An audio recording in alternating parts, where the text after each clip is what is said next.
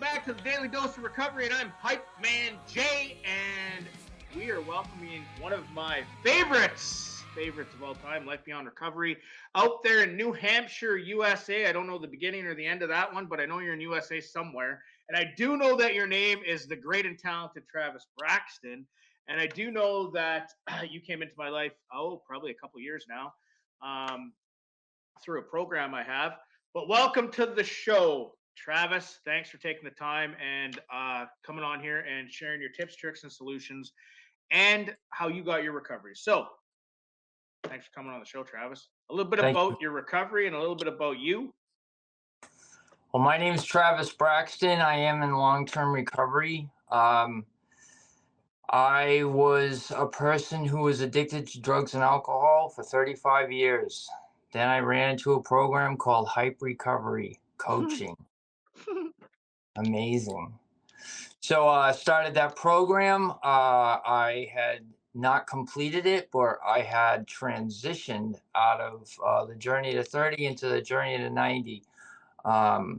It took a lot of consistent working on myself and a lot of discipline, right? At that point in my life, I had to make the ultimate decision, right? I wanted to do something different, so I did something different.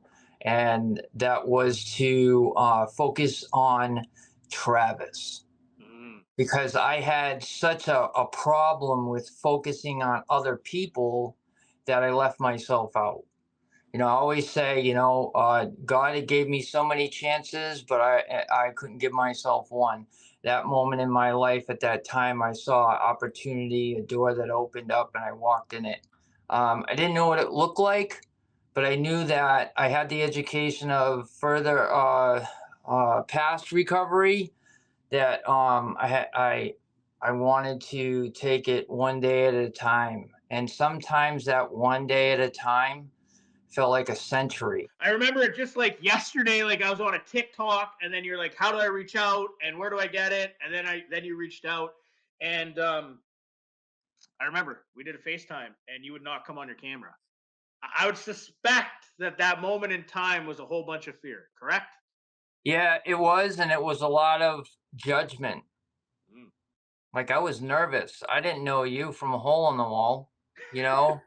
But for some reason, there was a power greater than myself that was pushing this whole thing forward, because my higher power knew how my heart and my brain had tried to make decisions, and I talked myself out of it. I remember that. I remember one other thing. Can you put my credit card number in for me?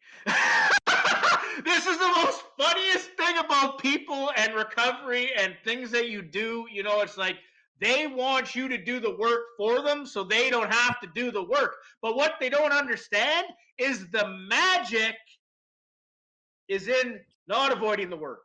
So if you're going to avoid the work, you're going to miss the magic. So what happened with you is you got to find the magic, right? You got to find the magic. So what we did is we found the deep, deep Travis, and there's all this magic inside of Travis, right? So you start taking the program, and what happens? I start to see my whole life start to change, right? I'm taking on big events. Like there was a point just right after the credit card that I had the opportunity to go to New York. And so automatically I'm all fear-based, injected. And I hit my coach up, which is Jay. And I says, listen, I get this opportunity to go to New York, but you know, all the Twin Towers, they fall down. There's all this stuff that's going on. Like, I don't want to be a part of that. What if something happens? And all along he reels it in and says, do you know what that is? And I said, no. He goes, that's fear. I'm like, Jesus, all right, then I'm going to call the guy up and tell him to pick me up. And boom, off I went. And after I did that, see, what was going on is I was projecting things that weren't actually happening, which was keeping me away from the growth of moving past fear. It was awesome, because then you sent me a video in New York and you were just like lit up. You're like, yeah, it was. Coach, I made it. Yeah. And that was the opening stages of of getting past that and then being able to go to ATL or being able to go to Florida on a plane and not having the thought of what if something happens. So what if something happens? Today I have the means to get myself out of those situations if things does happen, but I can't continue living life always asking myself in my brain or allowing that to convince me, what if something happens? So what? Everything happens every day, all day, 24 hours a day. And I remember another time too, uh, Christmas Eve. Christmas Oh, Eve. yeah. Yes, Christmas Eve. Why yes. don't you share a little bit about the Christmas Eve story? Because that was a pretty good one. Because you probably thought, like, I'm going to send him a message. He's probably not going to send a message back. He's got a kid. He's Yeah, doing this. He's doing that. yeah, I don't have anybody. But yep. what we did was we found out why you were feeling like you were feeling. Tell the story. Yeah. So I remember back,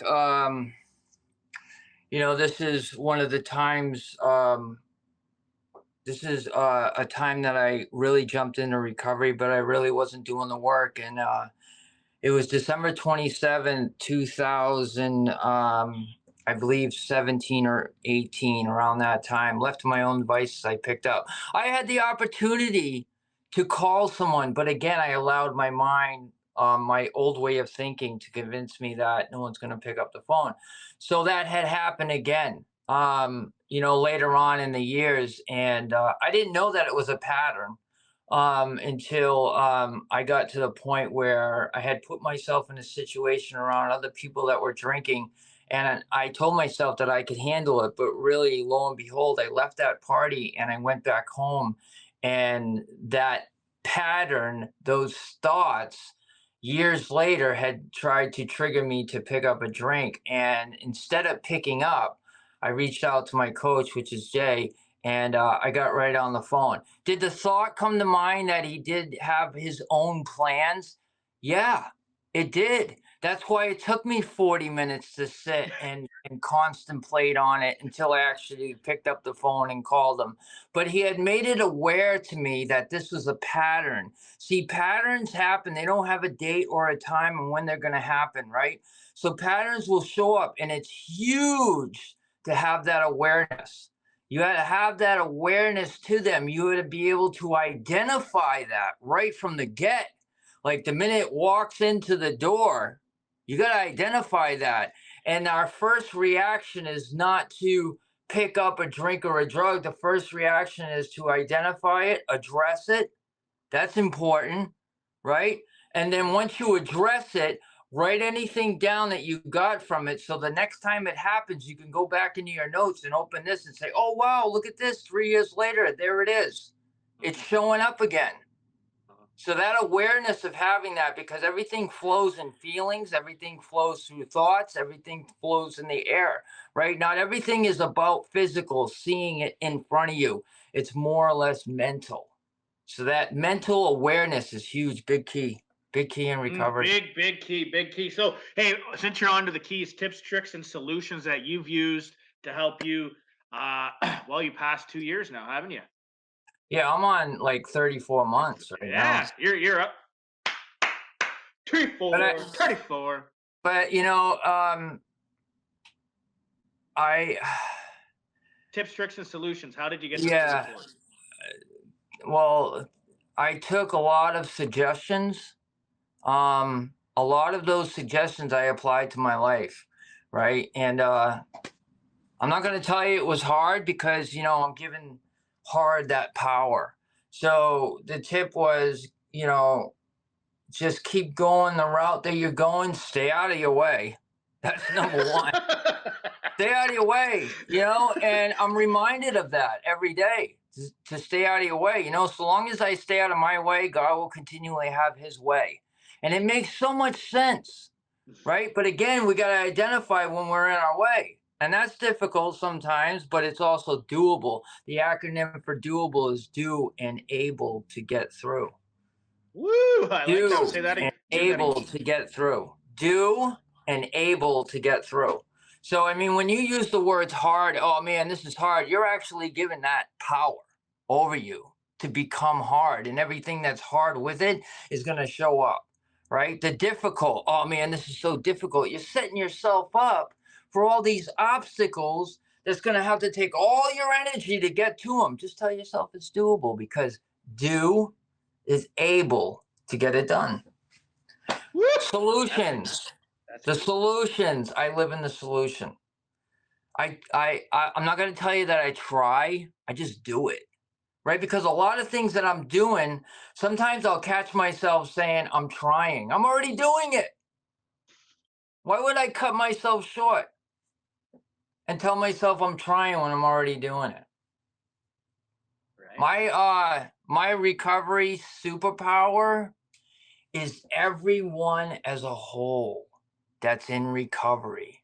And even the ones that aren't in recovery, right? I ask God to come into my life and give me the power, or be the power, to help those others in recovery.